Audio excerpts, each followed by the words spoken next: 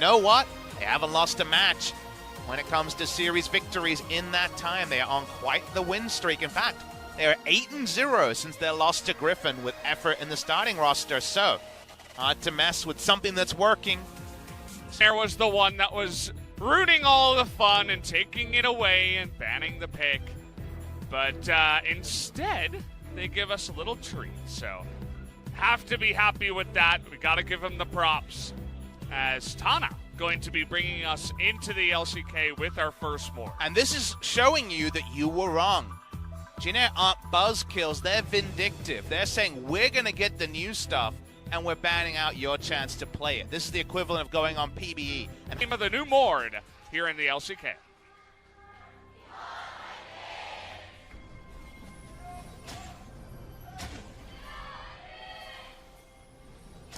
The Jin fans still here.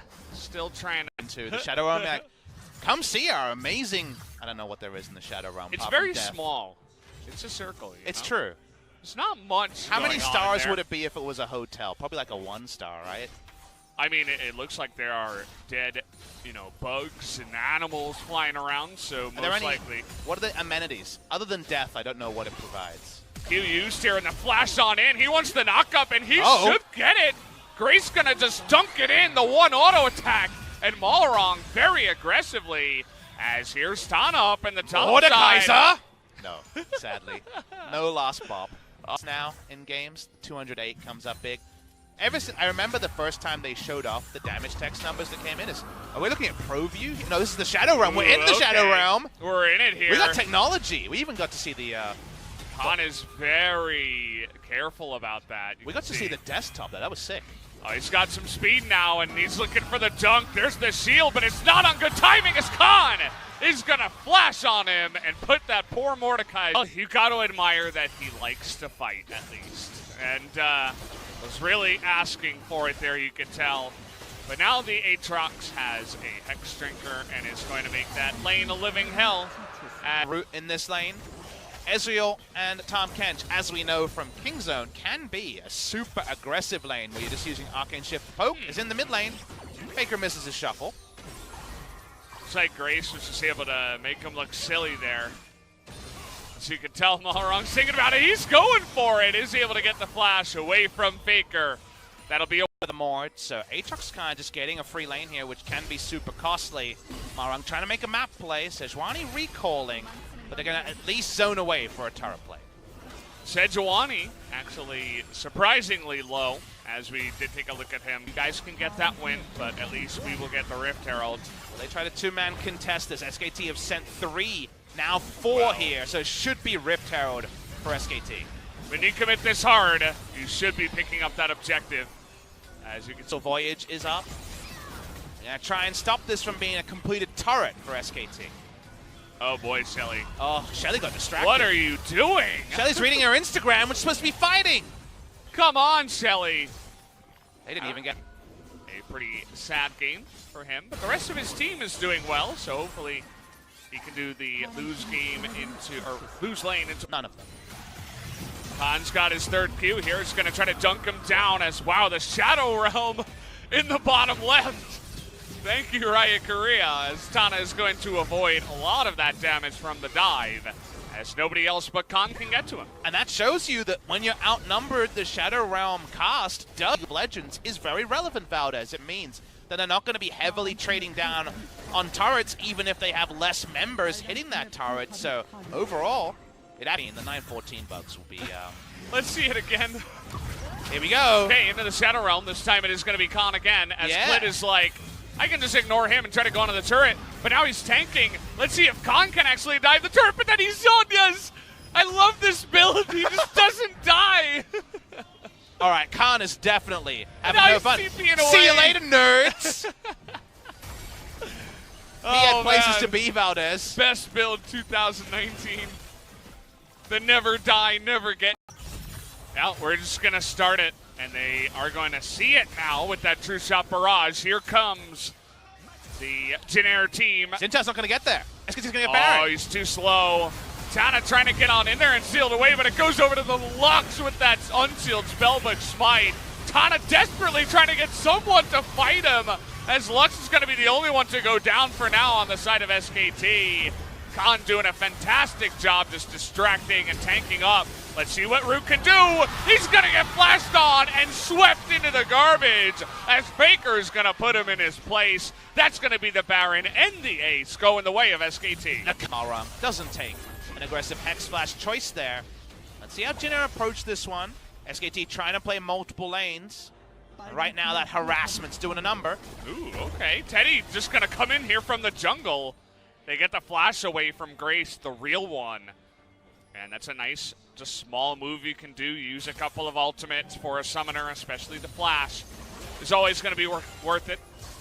Getting the most out of this Baron is pretty big. SKT desperately want to break the base because then you can't play cute side lane plays as easily after an inhibitor is down. Seems like no ults are used. Tana still has the Death Realm. Yeah, trying to bait Khan into this one. He gets the knock-up and the dodge on the lick, but the knock-up here from Malrong and the pull-in might just be enough. This is four members. Your base. All on top of Khan, and he's nearly even able to get a kill as the entire base. As you mentioned, it has belonged to us. It has belonged to SKT. Oh, their base belong to SKT. They are the ace of base. Insert other base. As he has done, by far, on his team, the most damage here. Pretty much been on that front top side. Boy. How did Malrong get in the back there? Swept in by Faker. Now, Faker just doing it again. He's bullying Malrong tonight. That has been the main guy, as Stopwatch is going to keep Khan safe as they lose a Nexus turret in the meantime. Here we go. Feels like this is going to be the closing moments of our first series of the day. The long-range harass, the turret going down in mid. Seemed like they were considering their options. SKT looking on to the Baron. What spotting vision is there? I see a blue trinket and a dream. Well, Khan's in an unfortunate spot here, but he is going to be Mikhail's up, a very common item nowadays on the supports, as SKT just want to force the fight, but Klid is going to go into that stopwatch to make sure that he can actually go down, as Jinner is turning this around. Root in the front lines as SKT try to force that way too hard, and they get punished for it. That's a really poor play from SKT. If you look at the mini-map, they don't actually have any super minions forcing the base defense, so Jinner could walk up and defend, and they can walk up again. SKT need to actually coordinate this. Faker almost taken out by Root, who definitely has plenty of damage behind that ultimate. If there's nothing else Jinner have to be doing on the map, then of course they're going to be defending a Baron contest. And with the mini-map, look at the mini-map here. There's actually no reason for more than one member to be defending the base. The minion wave hasn't pushed in. Blasting Plant pushes Klid into this area. People try to defend him, but whether it's the Xin Zhao ultimate or a really good spot for the redemption, it was actually territory that favored Jinner on the defense. I mean, you could be ahead 10,000 gold in that spot. Probably not be able to get away if you make a play like that, so that's the one way you can come back in this game we call League of Legends. As SKT, you could see, they're still very confident. They started up the Baron right away, right afterwards, even after losing their jungler. Just trying to play the sneaky game in that fact, but now they get Klid back, and they're absolutely going to be looking for another pick here, as Kellen will be forced to use that one very early, as Teddy and Khan in the back line. Sounds like a huge nightmare for the side of Jinner.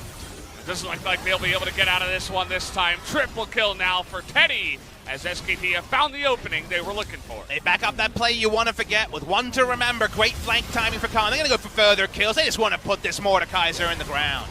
Yeah, we got to get that KDA. We got to stack it up. How about Run, an extra Faker. guy? Faker, no! Oh, boy. Got him. He's going to kill him there in the Shadow Realm. Tana thought maybe, just maybe, he could pick up a kill, but that was not going to happen. Faker stays alive, and SKT will stay alive with their 2-0, and another one, in fact, that is going to be their 5th 2-0 in a row here in the LCK. And Faker gets to end the game living through his stay in the Shadow Realm. You know what? He might actually leave a positive review on Booking.com for that stay, because he exits with the kill, they exit with the points.